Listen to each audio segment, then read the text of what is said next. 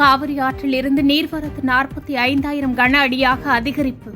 ஒகேனக்கலில் தண்ணீர் கரை புரண்டு ஓடுவதால் சுற்றுலா பயணிகள் குளிக்க 4வது நாளாக தடை நீட்டிப்பு. நியாய விலைக் கடைகளுக்கு பாமாயில் துவரம்பருப்பு வாங்க டெண்டர் கட்டுப்பாடு ஏற்பட்டுள்ளதாக புகார் எழுந்த நிலையில் தமிழக அரசு நடவடிக்கை. கூட்டணியை நம்பியிருக்காமல் தீவிரமாக உழைப்பதற்கு தயாராக இருக்க வேண்டும். நிர்வாகிகள் உடனான கலந்துரையாடலில் அதிமுக பொதுச் செயலாளர் எடப்பாடி பழனிசாமி அறிவுறுத்தல். கடலூரில் ஒரே குடும்பத்தைச் சேர்ந்த 3 பேர் கொல்லப்பட்ட வழக்கு, 2 கைது செய்து காவல்துறை தீவிர விசாரணை. மின்கட்டண உயர்வை மறுபரிசீலனை செய்ய வேண்டும், விசிக தலைவர் திருமாவளவன் வலியுறுத்தல். குண்டர் தடுப்பு சட்டத்தில் கைதான சவுக்கு சங்கருக்கு இடைக்கால ஜாமீன் வழங்கியது உச்சநீதிமன்றம். மற்ற வழக்குகளுக்கு ஜாமீன் பொருந்தாது என்று விளக்கம். நீலகிரி மாவட்டத்தில் கனமழை எதிரொலி. உதகை, குந்தா, கூடலூர், பந்தலூர் ஆகிய 4 தாலுகாவில் உள்ள பள்ளிகளுக்கு இன்று விடுமுறை. நீலகிரி மாவட்டத்தில் இன்று கனமழை பெய்யும் என வானிலை ஆய்வு மையம் தகவல். கோவை, திருப்பூர், திண்டுக்கல், தேனி மாவட்டங்களிலும் கனமழை பெய்ய வாய்ப்பு. நீர்பிடிப்பு பகுதிகளில் வெளுத்து வாங்கும் கனமழை. காவிரி ஆற்றில் உபரி நீர் திறப்பு 75,748 கன அடியாக அதிகரிப்பு.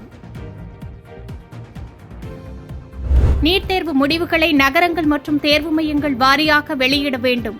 நாளை நண்பகல் 12 மணிக்கு தேசிய தேர்வு முகமைக்கு உச்சநீதிமன்றம் உத்தரவு. சட்டப்பேரவையில் நிறைவேற்றப்பட்ட 4 சட்ட திருத்த மசோதாக்களுக்கு ஆளுநர் RN ரவி ஒப்புதல். சட்ட திருத்தங்கள் அமலுக்கு வந்ததாக தமிழக அரசு அறிவிப்பு.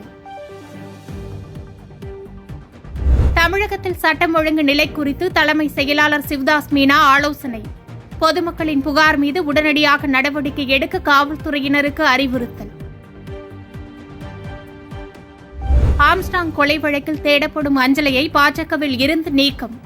தலைமறைவாக இருக்கும் அஞ்சலை குறித்து அவரது மருமகனிடம் காவல்துறை விசாரணை. டெல்லியிலிருந்து அமெரிக்கா புறப்பட்ட ஏர் இந்தியா விமானத்தில் தொழில்நுட்ப கோளாறு. நடுவானில் சென்றபோது பிரச்சினை ஏற்பட்டதால் ரஷ்யாவில் அவசரமாக தரையிறக்கம். உத்தரப்பிரதேசத்தில் ரயில் தடம் புரண்டு விபத்தில் 3 பேர் உயிரிழப்பு. இரவு முழுவதும் நடைபெற்ற மீட்புப் பணிகள் உயர்மட்ட விசாரணைக்கு உத்தரவு. இலங்கைக்கு எதிரான T20 கிரிக்கெட் தொடருக்கு இந்திய அணியின் கேப்டனாக சூரியகுமார் யாதவ் நியமனம். T20 மற்றும் ஒருநாள் தொடருக்கு துணை கேப்டனாக நியமிக்கப்பட்டார் சுப்மன் கில். மனைவியை பிரிந்தார் கிரிக்கெட் வீரர் ஹர்திக் பாண்டியா. மகனை இருவரும் கவனித்துக் கொள்வோம் என சமூக வலைதளத்தில் பதிவு. பாதகம் செய்பவரை கண்டால் நாம் பயங்கொள்ளலாகாது பாப்பா. மோதி மிதித்து விடு பாப்பா, அவர் முகத்தில் உமிழ்ந்து விடு பாப்பா. அண்மை செய்திகளை உடனுக்குடன் தெரிந்து கொள்ள இணைந்திருங்கள் இயம்நாடு தொலைக்காட்சியுடன்.